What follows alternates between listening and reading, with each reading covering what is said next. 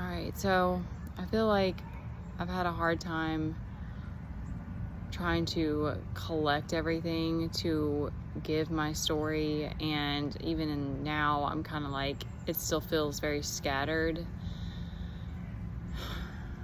And I'm outside and my neighbor's dog might bark. I don't know if they're listening, but I'm gonna do this anyway, and I'm hoping this is gonna be like 1 or 2 parts and not too long, because I don't want to make it crazy. But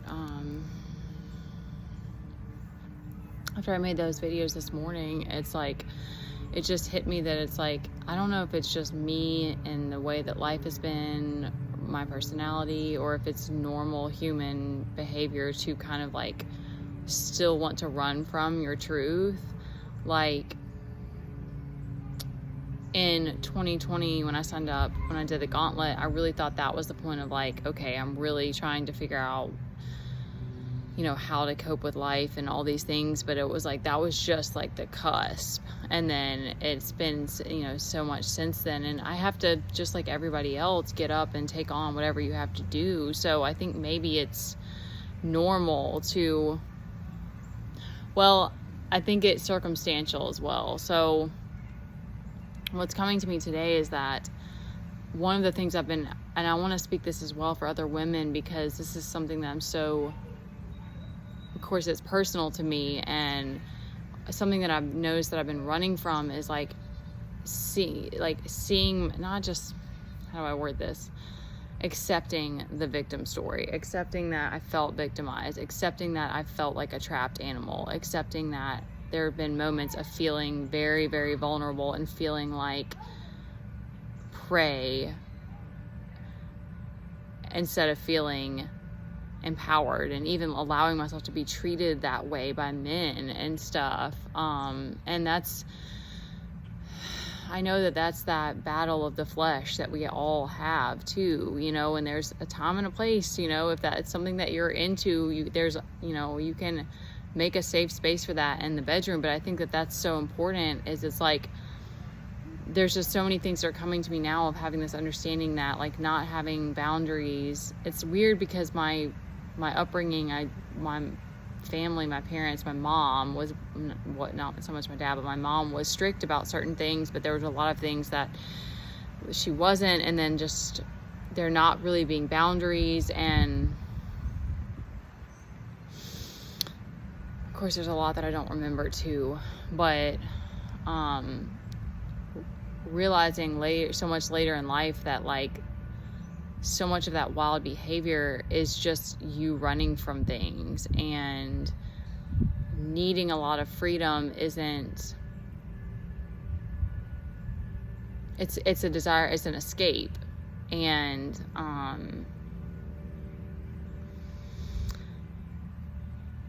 so that's coming to me today, is that I keep trying to get back up and figure everything out for myself, and fall back on my face, and not accepting that I have felt victimized, that I have felt thrown to the wolves, that I have felt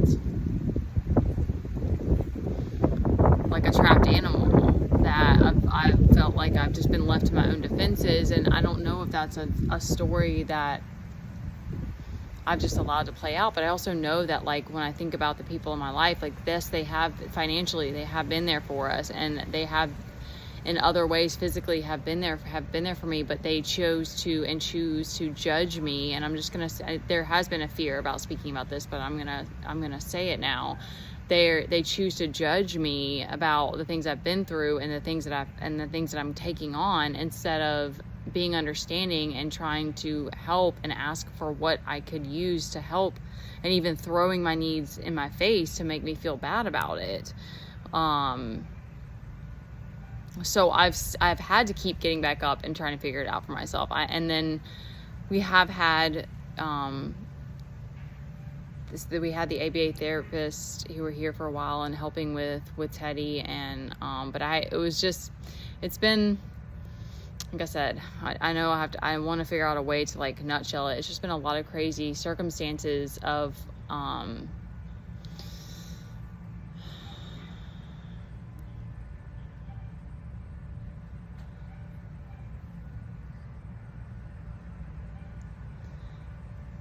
there's been this vulnerability that I think that I've had, and this desire to just like have that person that I can confide in and that I can trust in, and having to learn the hard way that that's a gift. If you have those people or that person that you can trust like that, that's a special gift. And it's something that we as women do have to learn and understand, that we do. There's this need to not see yourself as a victim, to know that we are powerful, and yet to like accept that as a parent, as a single parent, and as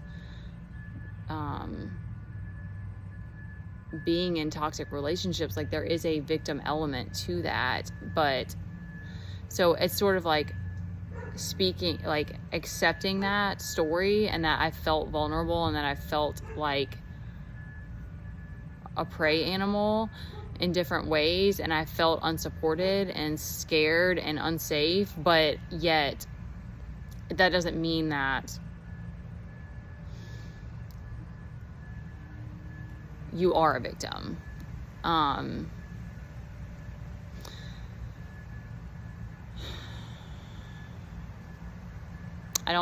definitely don't know what it's gonna be next. But I do know that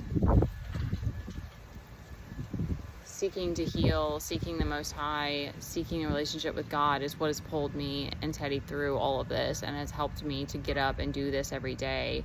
I wish that I truly do wish that I haven't had as many depressive days as I've had, and that we could have had more support. I could have had like a little village that was, you know, there for us. And we have had different people at different times, but I even had these two girls 2 years ago help us out, and I picked up a part-time job, and as soon as I picked up that job, they started showing up late. And so I started showing up late to my job, and I got fired 2 months later. And it's like, it's been weird stories like that, where it's like every job that I've tried to do, it feels like it's just not panned out. And that's why I'm even still at this place of just like, why, even with the tarot. But I know that I think that there's this sacral chakra, like victim story that I still need to heal to be fully sovereign, to be able to attract that. But it also is the world that we live in. It's hard as a woman to be in your feminine and to attract the things that you need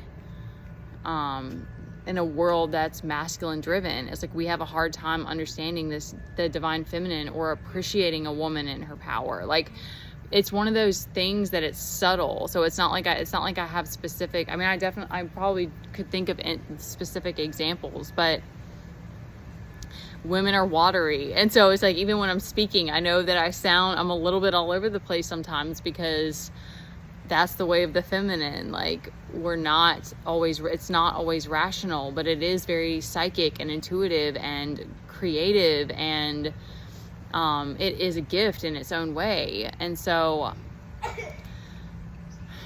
I just know that I'm embodying what I've been brought to at this point, and I don't know what's going to happen next. And now Teddy's out here and the dog's barking next door, so I might end this and then start over for part 2. Thanks for listening.